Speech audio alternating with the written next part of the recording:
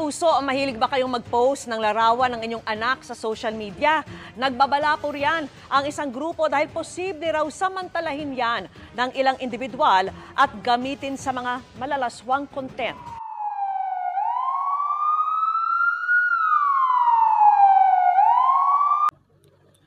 Sometimes the greatest crimes happens in the quietest places.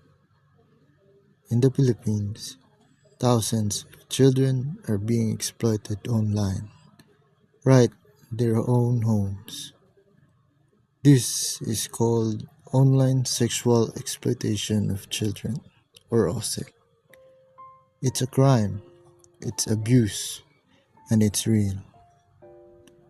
Poverty, lack of awareness, and easy access to technology have made children vulnerable.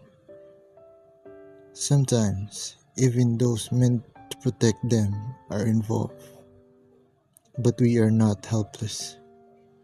Education, community vigilance, and strong laws can make a difference.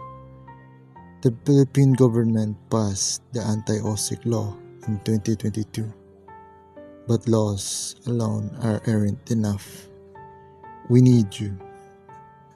Behind every screen is a children who deserves to be safe, be the voice, be the shield, and end OSEC.